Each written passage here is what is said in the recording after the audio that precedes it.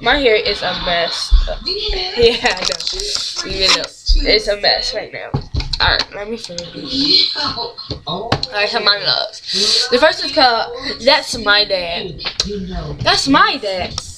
I guess I must have been about 8. I couldn't have been much younger. It was the first time my dad took me to a real Major League Baseball game.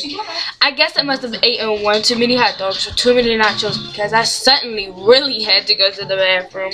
I wasn't sure my dad would let me go by myself, but we were within one run of tying the game, and he didn't want to miss anything. I was thrilled. When you're 8, finding the women's room by yourself is a real grown-up adventure.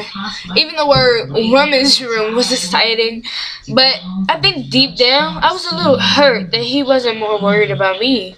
I mean, who knows what kind of weirdos might have been in the women's room. Anyway, there were no weirdos, but when I got back to my seat, this guy was in it. This total stranger was in my seat. And he was talking to my dad. And my dad had his arm around the guy's shoulder. Not in a weird way, but you know, like guys violent. And they were laughing. My dad used to put his arm around my shoulders like that. The men's room was up a level from our seat. So I saw them before they saw me. And all I could think was, why is he talking to that guy? That's my seat. That's my dad. I couldn't move. I just stood there in the middle of the stadium, frozen. I thought I'd been replaced. I wanted to scream, "No, Dad! I'll be a better daughter. Whatever it takes, I do it. Dad!" But I couldn't. I just stood there. I guess I was crying. This guy in a blue shirt came up and tried to find out what was wrong, but I couldn't tell him. How could I tell him I was dumped by my dad?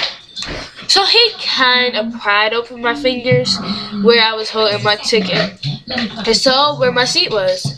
He sort of pushed me along and we got down to my seat. When we got there, the guy stood up to let me sit down, and I saw who it was.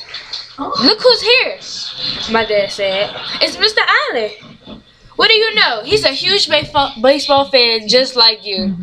Mr. Allen was my gym teacher. I've hated gym class ever since. Alright, the second one is called Ever Wish You Could Control Your Dreams. Alright. Ever wish you could control your Ever wish you could control your dreams? You know, you go to sleep and dream about whatever you want. Sometimes I think it could be really fixed things if I could just dream them right. I guess that sounds pretty stupid. Like last week, I had this huge test in chemistry. I really like chemistry, but there's so much to remember, I think. And I know that stuff. That's why I'm so mad. Who cares, right? It's just a stupid test. But I'm the one who's supposed to be so smart. My mom wants me to go to medical school, and I guess I do too. But who needs the pressure? I mean, doesn't she have a life of her own? If I turn out to be a moron, what's that to her? My daughter, the honor student. My daughter, the doctor. Can't he talk about sports like everybody else? Ooh, she. The first thing she says to me when she gets home, "So, how'd the test go?" Another A, right? I told her we didn't get the test back yet. So that night, I dreamed I aced the test. In my dream, I remembered every stupid element.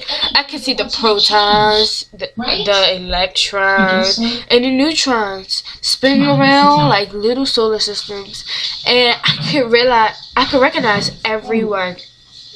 I think I was flying among them for a while, like with a jetpack or something. Or maybe I was. And the electron. Oh, and the electron.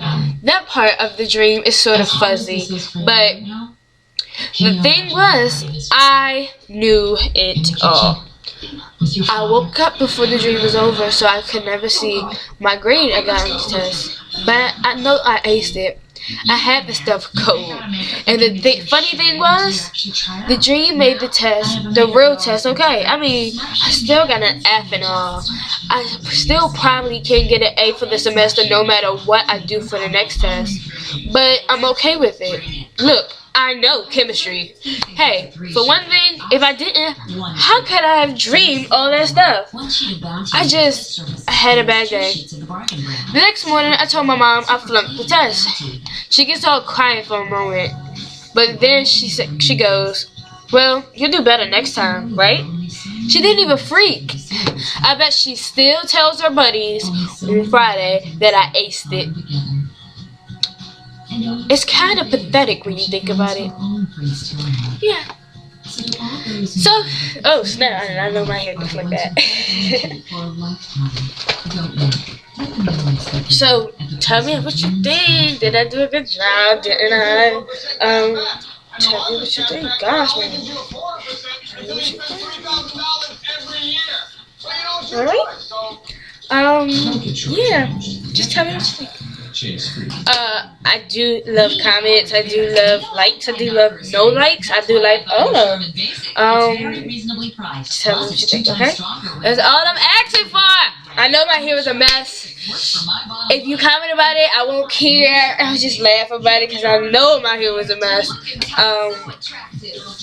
But tell me what you think.